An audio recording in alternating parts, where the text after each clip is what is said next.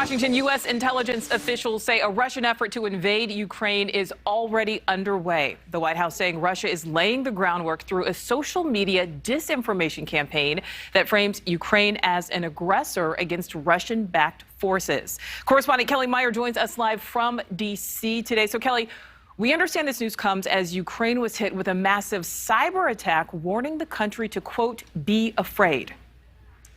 Nichole, that's exactly right. Ukrainian officials say it's too soon to tell who is behind the attack. Both Ukrainian and U.S. officials say it is a maneuver straight out of the Russian playbook. Today, the Pentagon saying it's too early to link the cyber attack to Russia, but did confirm worries of Moscow planning a false flag effort as a pretext to invasion. Today, more signs that Russia plans to invade neighboring Ukraine. This week, Russian tanks holding combat drills near the Ukrainian border.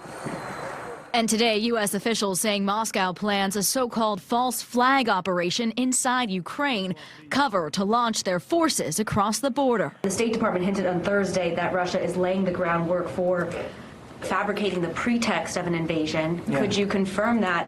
We have information that they've pre-positioned a group of operatives to conduct what we call a false flag operation, an operation designed to look like an attack on them or their people or Russian-speaking people in Ukraine, again, as an excuse to go in. DoD spokesperson John Kirby speaking bluntly from the Pentagon podium Friday, saying the information they've received is credible and unsurprising. Again, we've seen this kind of thing before out of Russia.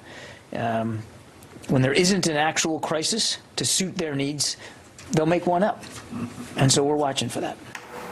The new intelligence coming just hours after a cyber attack hit sensitive government websites in Ukraine. The anonymous hackers leaving an ominous warning, saying be afraid and expect the worst. This as diplomatic talks meant to find a way to avert war reach an impasse. No agreement after 4 days of face-to-face talks, with Russia demanding NATO halt plans to expand further east, closer to Russia, expecting a response from the U.S. and NATO by next week.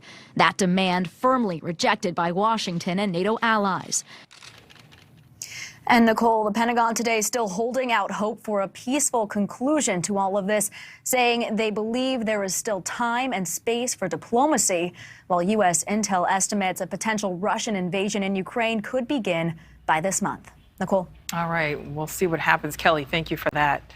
Thank you so much for watching. Make sure to click on the red subscribe button below so you can get more of NewsNation's fact-driven, unbiased coverage.